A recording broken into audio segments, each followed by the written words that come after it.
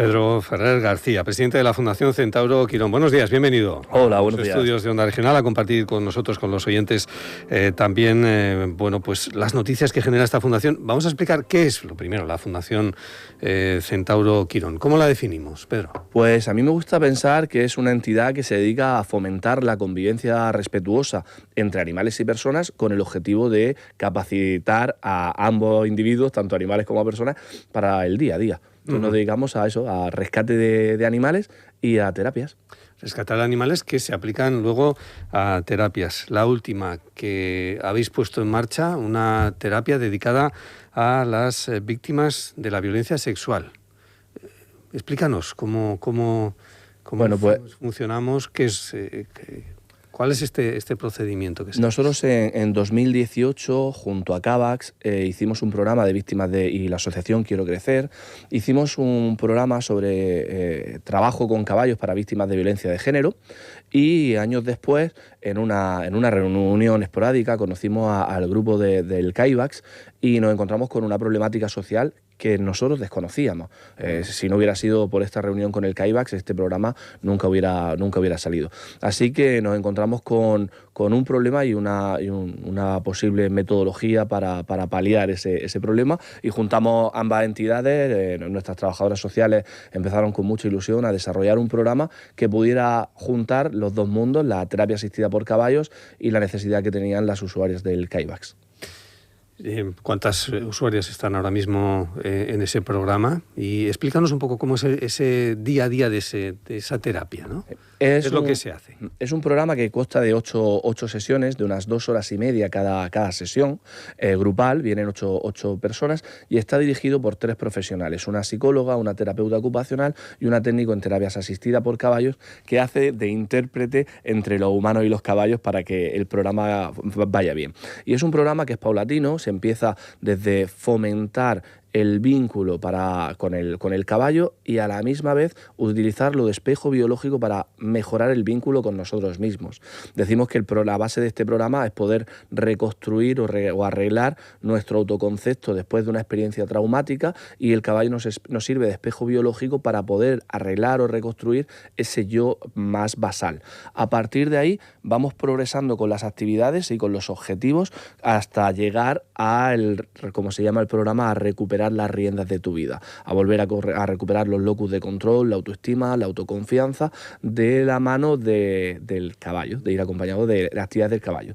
La última actividad del programa, por decirlo de alguna manera, aunque no es lo más importante, son actividades donde se practica el deporte de la equitación, una equitación respetuosa, sin ningún tipo de herramienta aversiva que genere dolor al caballo, porque decíamos que pensamos, ¿no?, que no tiene ningún sentido curar un dolor con otro. Entonces hacemos lo que llamamos equitación educativa, donde le hace bien al caballo porque mejora sus cualidades físicas, psíquicas, emocionales y sociales, y también al jinete. ¿De dónde salen los caballos? Porque has hablado de rescate de estos animales.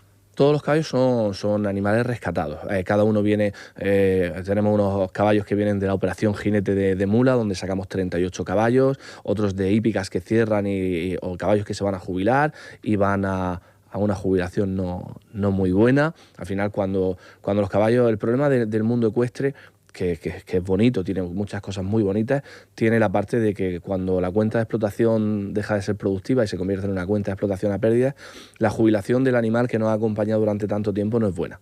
Entonces hay muchos caballos que vienen de esos procesos, y luego otros caballos que son abandonados. Tenemos caballos que han dejado en un palo a su suerte, sin comida y sin agua, rescates con Guardia Civil, con Seprona, por estar en estado de desnutrición, de sanidad y tal. Luego se les, entre comillas, se les educa de alguna forma, se les da algún tipo de pautas de comportamiento a la hora de trabajar con estas personas, de trabajar también personas con otro tipo, con deficiencias en este caso, personas. La mayoría de los caballos vienen muy deteriorados tanto físicamente como emocionalmente, pero tienen algo que se convierte en un maestro para nosotros. Son animales extremadamente resilientes. O sea, después de haber vivido años de tortura, maltrato, de repente cuando les ofreces una oportunidad, les das cariño, los tratas con el respeto que se merecen, se dejan a un lado todo el trauma de forma relativamente rápido y son muy resilientes. Pero bueno, nuestro equipo lo que se dedica es a rehabilitar esos caballos para que puedan, lo primero, tener una vida digna y luego, si pueden, formar parte de los equipos. Bueno, pues esta actividad forma parte de otras que desarrolláis también en la Fundación Centauro Quirón y que tienen que ver con otros beneficiarios de estas terapias, ¿no? Explícanos, porque también hay gente joven, que presentan personas con algún tipo de discapacidad, ¿no? Que también, a la que también les viene bien este tipo de terapias, ¿no? Claro, nosotros trabajamos siempre decimos que no nos gustan las etiquetas, trabajamos con personas que quieren potenciar sus capacidades y es verdad que, bueno, las características de las personas que vienen son muy variadas. Tenemos muchas personas neurodivergentes, autismo, TDAH, que ahora mismo quizás sea el ratio de población que más demanda este tipo de intervenciones. También trabajamos con personas que tienen dificultades motóricas, chicos con parálisis cerebral, con Duchenne, con daño cerebral adquirido, que al final necesitan también salir del entorno clínico.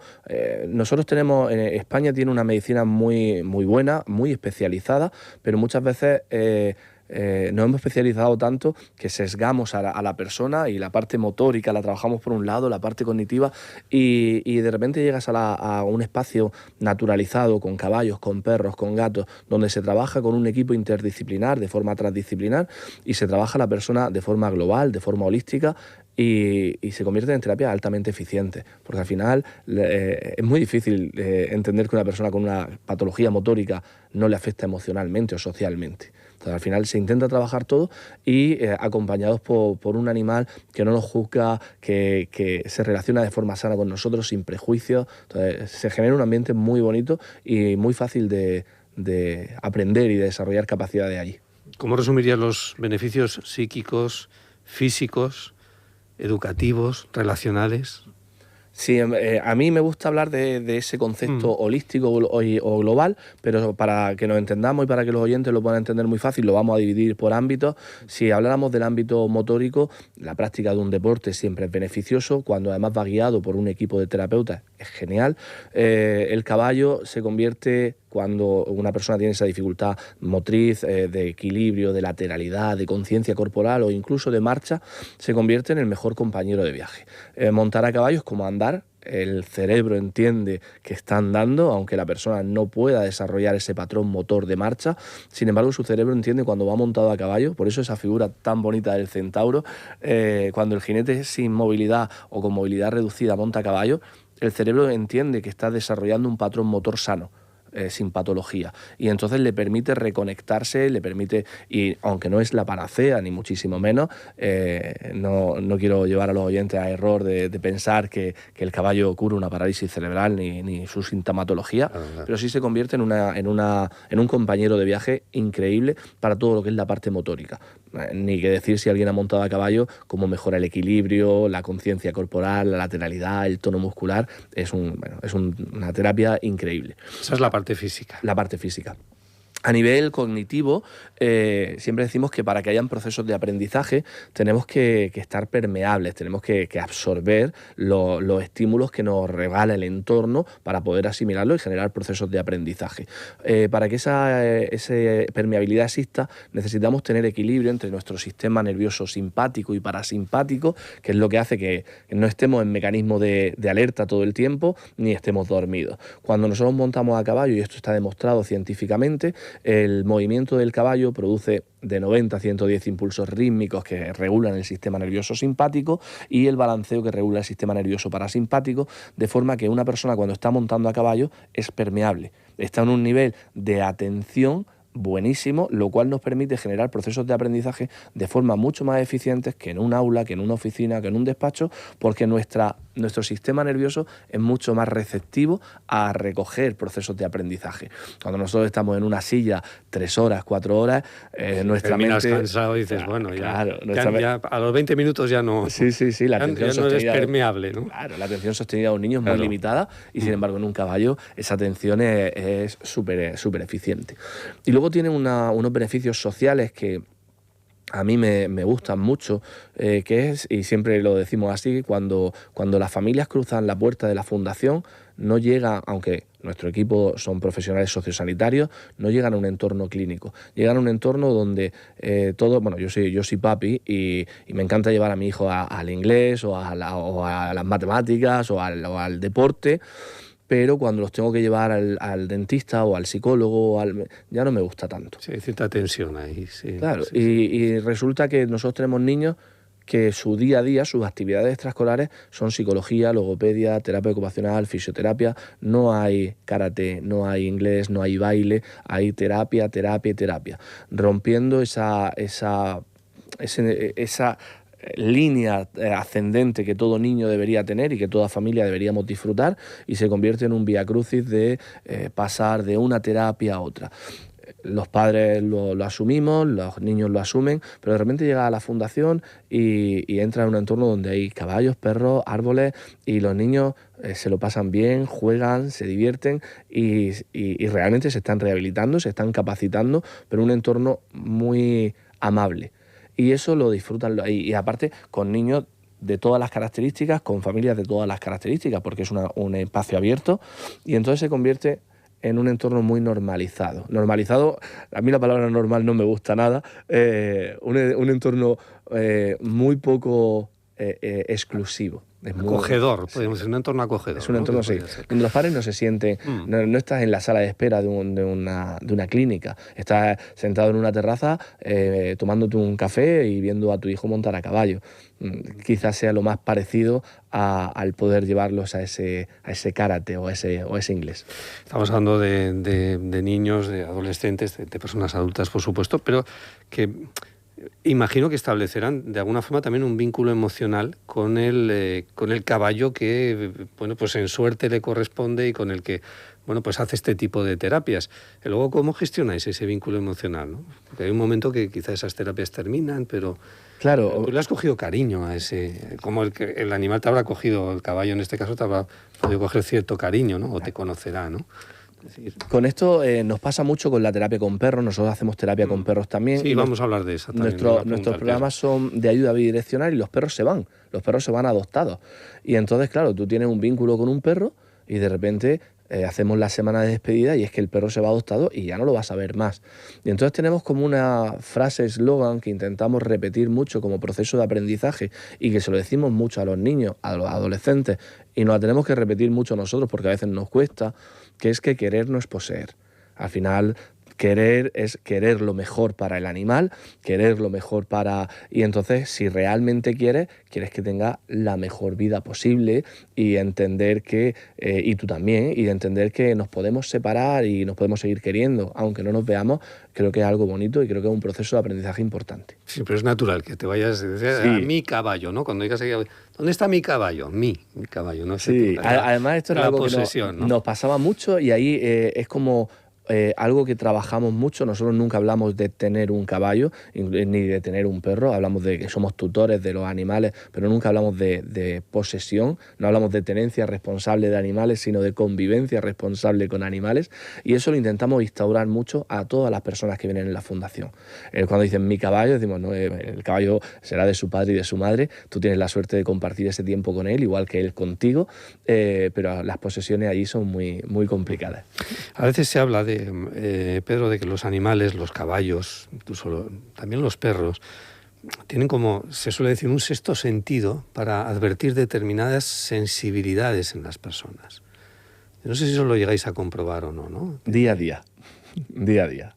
Es increíble y me imagino, a mí que me gusta analizar mucho las cosas, me imagino que el humano también las tenía, pero cuando desarrollamos el lenguaje verbal, que siempre digo que es una labris, un hacha de doble filo, ganamos muchas cosas, pero perdimos otras muchas. Hemos dejado de ser muy perceptivos a nivel del lenguaje no verbal, porque lo verbalizamos todo.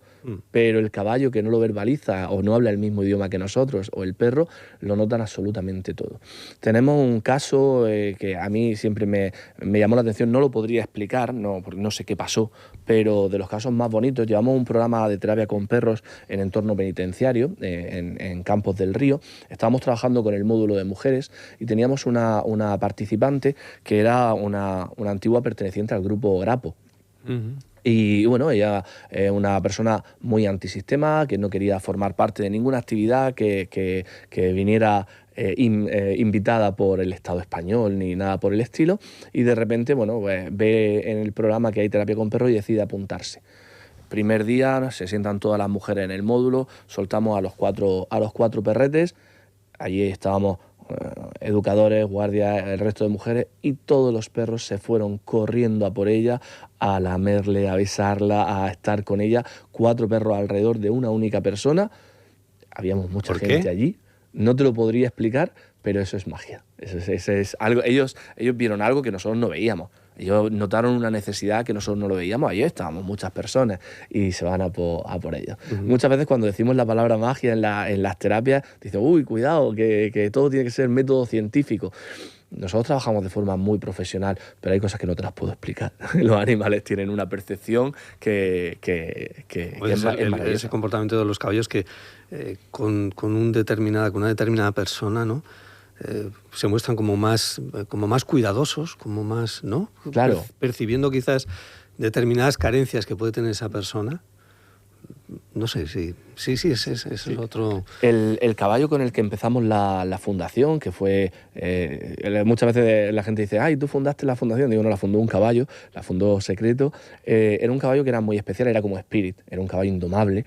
Y de repente una señora que se dedicaba a las terapias me dijo, Pedro, entrénalo para terapia. Y yo decía, pero si no lo podemos montar. Si está loco, pero digo, ¿cómo voy a montar yo a un niño si el caballo... Nada más, el mejor caballo de terapia del mundo. Lo montabas para hacer equitación, respetuosa, sin nada, y era un caballo muy difícil de gestionar, no le gustaba esa actividad y sabía expresarlo, y sin embargo lo ponía a hacer terapia y era el mejor compañero de terapia del mundo. Pedro Ferrer García, presidente de la Fundación Centauro Quirón, gracias por estar con nosotros esta mañana, acercarnos a ese mundo de las terapias, con los animales, con los caballos, con los perros y... Oye, sigue adelante, Pedro. Un placer. Muchísimas gracias por la invitación. Y hazlo también como lo sigues haciendo. Muchas gracias. Gracias.